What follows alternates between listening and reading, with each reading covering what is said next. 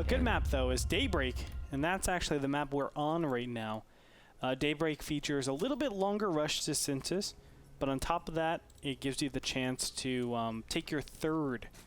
That's the most important thing. You can take your third and really, really gun for that, seeing as you have like this little narrow area. Now, of course, the destructible debris can be taken out, but still you have a ramp to actually defend against this wide area. And you have also like a cramped area that you can put good Sim City, position all of your units right here, and then go back and forth and try to defend everything. We'll see. I'm most likely going to be seeing that with Nightend and Stephano, but let's introduce our players right now, Frodan.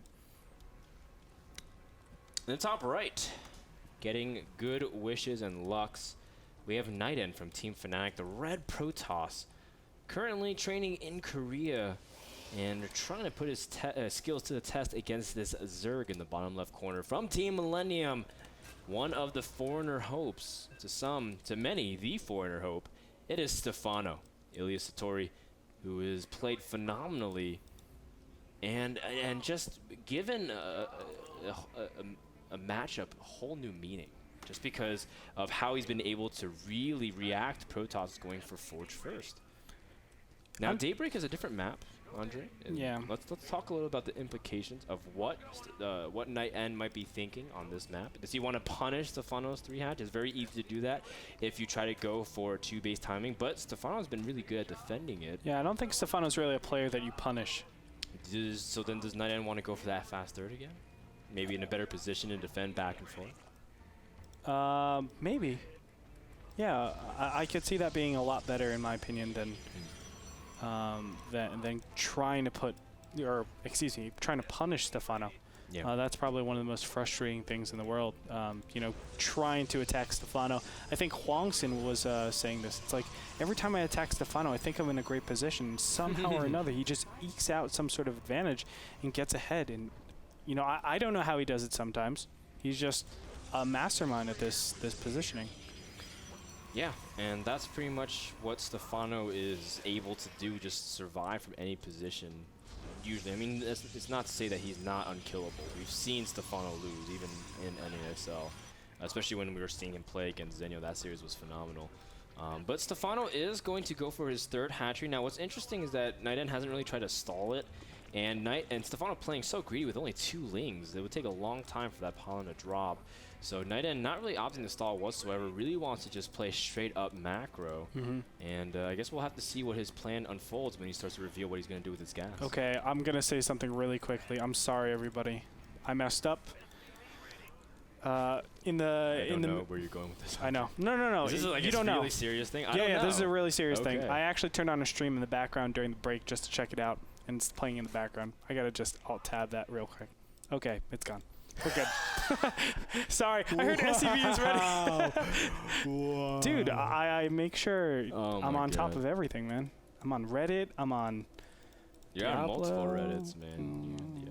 It's all right, dude. Andre.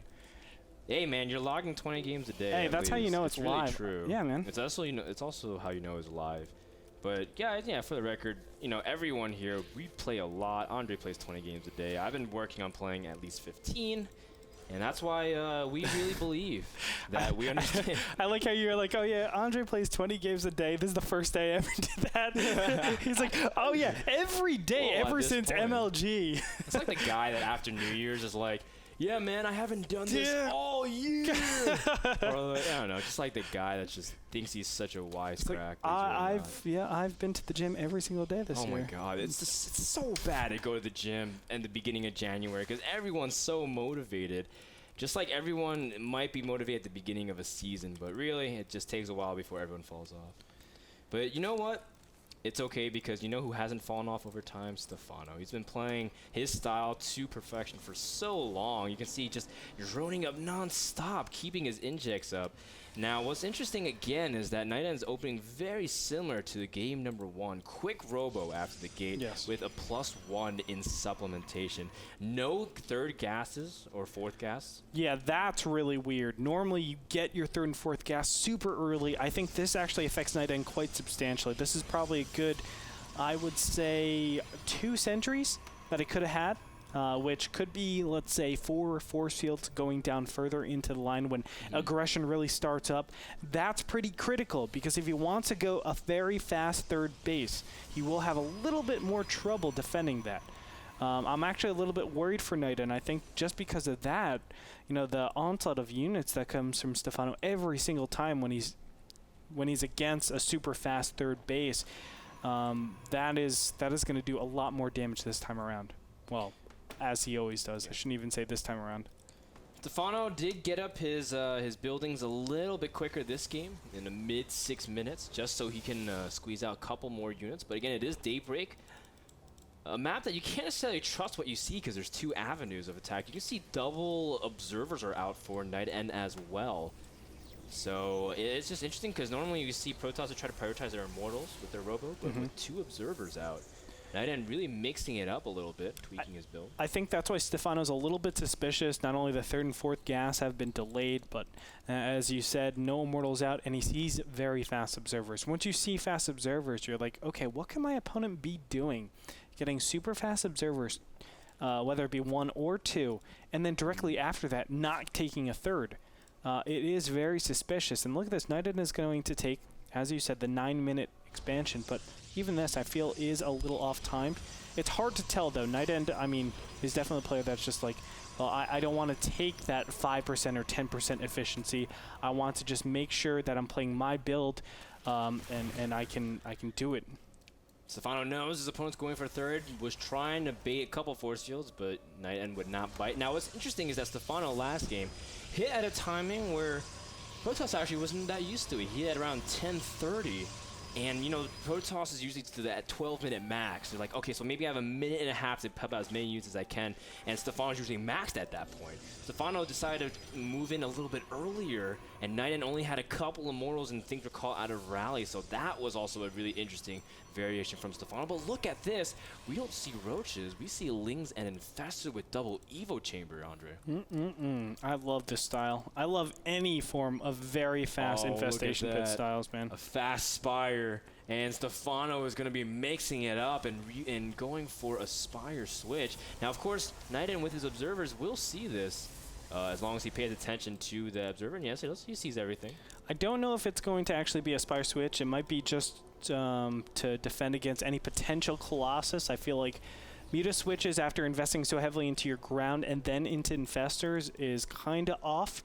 You need to really, really start upgrading your Spire as fast as possible, because by that time, you've delayed it by, you know, a good 3 minutes, 4 minutes when it normally should have been. And, you know, obviously they won't do nearly as much damage to 2-0 or even 3-0 Blink Stalkers. Yeah, don't be fooled if you see Protoss taking a 3rd. They usually do tech also behind that, even if they are afraid of timing. So great read from Stephano to get that Spire up just for insurance. Now he's also keeping tabs on his opponent's army with an observer over those Infestors. And this is going to be really key if Nightend wants to drop it. Look at that. Nightend perfectly placing his force fields, really trying to ensure that he can have enough time. Stephano, I guess for now, will have to wait for another 15 seconds. Oh, okay. He's waiting for the Colossus. I'm trying to look at what Nightend was actually waiting for. But here we go. The Zerglings will move on ahead. Oh, great force field. Catch. And those Zerglings are going to just absolutely die. Yeah, there it is. And there's nothing that can actually happen. Now, Corruptors are going to start up here. And the main thing Stephano does not want to give up is his position. Having all these units in Nightend's side of the map is actually very beneficial, because it allows him to actually have that retaliation. So first, Nightend has to fight for the middle of the map, for position, for his army to be in a good spot, and then he has to fight again just to attack his opponent, who is already on 4 bases. Yeah, Stephano now is getting for his Hive and trying to see if he can go for tier 3 really quickly. And more Zergs have been comfortable getting Hive at a really fast time, getting it by 15, 16, 17 minutes. And now Nightend's going to move out. Does he know that Hive timing? He doesn't, but coincidentally enough, it's a very good time for him to push out.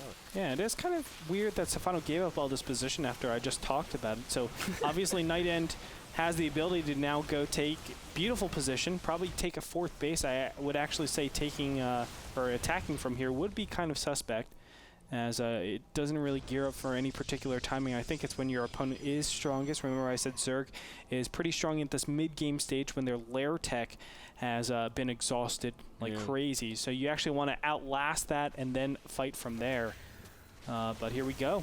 And Nightend does have some pretty decent sentry energy. Reinforcing with Stalkers, his upgrades is +2, but with +2 about to finish for Stephano, this could be a perfect time. Fungals on the Colossi, and the Corruptors will now be able to target him down really quickly, and with no AoE, it's going to be really tough for Nightend to hold it unless he has great blink, but the Fungals are keeping them in place, and the Stalkers are dropping extremely quickly. The Immortal Shields have been immediately drained because of the Fungals as well, and Stephano has a huge amount of supply dedicated to Zergling reinforcements. 72 on the way, and that is because there are only Stalkers left after Nightend has pretty much lost all of his tech-heavy units. Yep, very nice engagement for Stephano, and now he's going to come in with another additional round of units. The blink back is forced. It looks like Nightend will retain his units, but think, if he just did that same thing but just backed off and had a fourth already being made, that would have been so much better. I think the investment into that attack was not the optimal choice. He could have, I mean, still, he did get a good trade in my opinion. He killed a ton of units, and it forces Stephano to snap call, make another round of units, whether it be Zerglings or Roaches. But I don't think he has anything of, you know, power to actually to actually follow this up. He doesn't have High Templars, he doesn't have Archons, he doesn't have like an alarming amount of gateways. He was trying to finesse it the whole time, and basically he got finessed. These Corruptor counts have been exquisite. It's the perfect amount, I think, and he's been able to really outdo his opponent composition-wise.